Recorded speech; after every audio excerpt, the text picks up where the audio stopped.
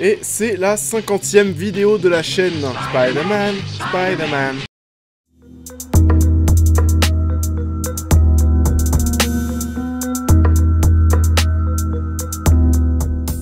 Bonjour à tous, et on se retrouve aujourd'hui pour parler de deux films sortis cette semaine, Spider-Man New Generation et Mortal Engines. Produits par Peter Jackson pour ce dernier, comme ils n'ont pas arrêté de le répéter durant toute la phase de communication, et...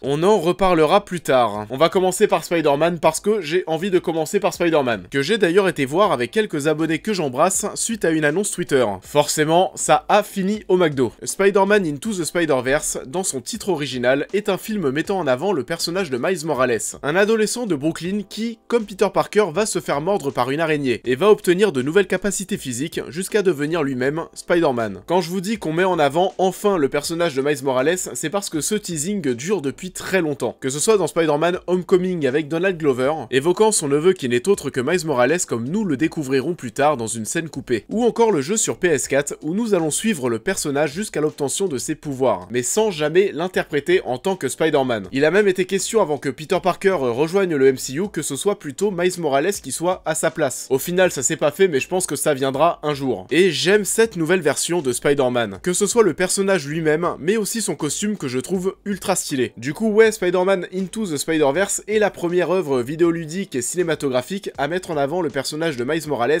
et ça fait kiffer. Parce que le film est excellent et bon, c'est pas vraiment une surprise au vu des trailers où l'on pouvait déjà voir l'ambition du projet. Quand je dis que c'est excellent, c'est que ça peut facile taper un top 10 2018. La première chose qui m'a rassuré, c'est que le film est totalement cohérent. J'avais une petite frayeur au vu des trailers, de la rencontre de tous ces personnages et de tous ces univers, mais le film a totalement balayé mes petites frayeurs. On va donc retrouver tous ces univers Spider-Man dans la même dimension, dont le Spider-Man de Sam Raimi avec des passages qui vont nous rappeler les meilleurs moments de Spider-Man version Tobey Maguire comme les pires, dont celui-ci.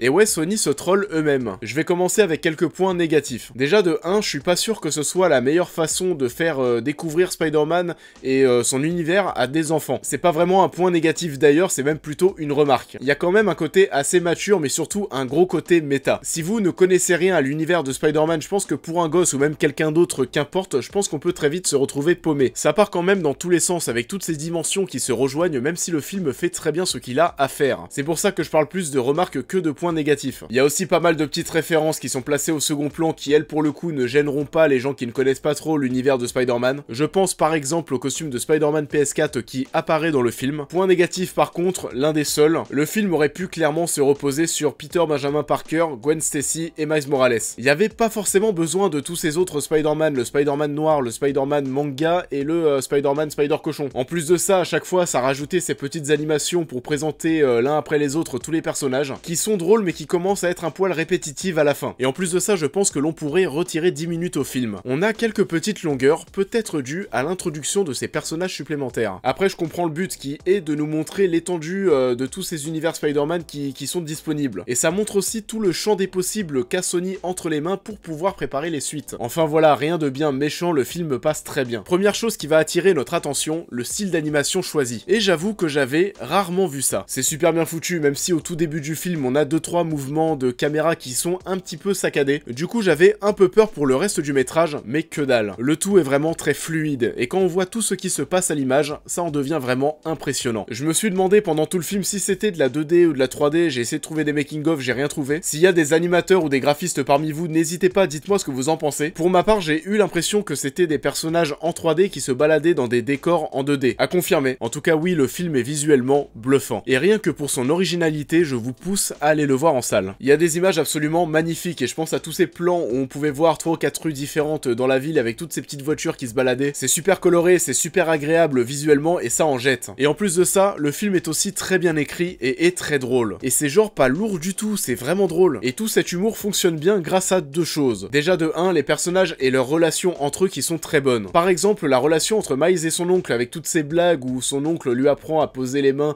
sur l'épaule d'une fille en disant wesh. Ça pourrait ne pas fonctionner fonctionner, mais ça le fait parce que les personnages sont bons, leurs relations entre eux aussi, et donc t'es vachement investi dans le film. Il y a aussi le père de Miles dans sa voiture de flic qui le dépose devant l'entrée de son école et qui lui demande de lui dire je t'aime devant tout le monde, etc. Et deuxièmement, oui, les visuels apportent aussi beaucoup d'humour, que ce soit les animations ou encore tous ces textes et toutes ces bulles qui vont apparaître à l'écran à partir du moment où Miles commence à avoir ses pouvoirs. Et là pour le coup, on a vraiment cette impression de voir un comic book animé parce que les codes des comics se sont repris, avec ces fameux textes, mais aussi avec l'écran qui va se scinder en plusieurs images comme si l'on était en train de lire un comic book. Je vais revenir aussi sur la VF parce que j'ai vu le film en VF. D'ailleurs, c'était seulement le deuxième film que j'ai vu en VF cette année, donc cool. La version française est bonne et faut pas s'arrêter à ce coup de com' Giroud Kipembe parce qu'ils ont à peine 5 répliques dans le film, donc voilà, c'était vraiment un coup de com'. La voix de Giroud est même remixée, donc ça passe. Bon, par contre, j'avoue, la voix de Kipembe, ça le fait beaucoup moins bien. Ça reste 4 ou 5 répliques, mais le mec arrive à te caser un petit narvalo. Et sinon, oui, l'histoire est géniale. Les designs des méchants aussi, qui sont donc inspirés de la version Ultimate de Spider-Man. Quand vous allez voir le bouffon vert en début de film, vous allez comprendre. Il y a vraiment beaucoup de choses à faire avec ce que vient de lancer Sony. Il y a une vraie identité visuelle, une excellente BO aussi, et j'en ai pas parlé, mais c'est vraiment quasiment au cœur du film. C'est très pop et Miles Morales est vraiment branché musique et ils vont jouer à fond là-dessus pour donner du rythme. C'est un projet ambitieux avec un champ des possibles très large, et Sony est sur la suite que l'on attend déjà tous de pied ferme. S'ils pouvaient se focaliser sur cette saga animée plutôt que sur leur Spider-Verse live, eh ben ça serait cool. Et bon, là, ça pourrait quand même donner pas mal d'idées à Disney et Marvel Studios. Pas forcément sur le fait de repomper ce qu'a fait Sony avec Spider-Man d'un point de vue visuel, mais au vu de leur catalogue, pourquoi ne pas créer un Marvel Cinematic Universe animé avec autant d'ambition? Enfin voilà, il y a des choses à faire, et il se pourrait bien que cette prise de risque de Sony puisse devenir un tournant dans l'histoire des adaptations de comics en animé. Comme bon film d'animation cette année, on a eu Mutafukaz, Les Indestructibles 2 ou encore le dernier Astérix la semaine dernière par exemple. Mais Spider-Man est bien le meilleur du genre cette année. Donc encore une fois, je vous pousse à aller le voir si le projet vous intéresse, courez-y. C'est un film drôle, c'est un film très beau, jusqu'à même en devenir bluffant. Un film qui a très peu de défauts, avec un joli message pour les enfants comme quoi tout le monde peut être Spider-Man, et tout le monde peut porter le masque. Même si, à mes yeux, ce message est plus en adéquation avec des héros comme Batman. Parce que bon, pour être Spider-Man, faut quand même se faire mordre par une araignée chelou. Donc tout le monde...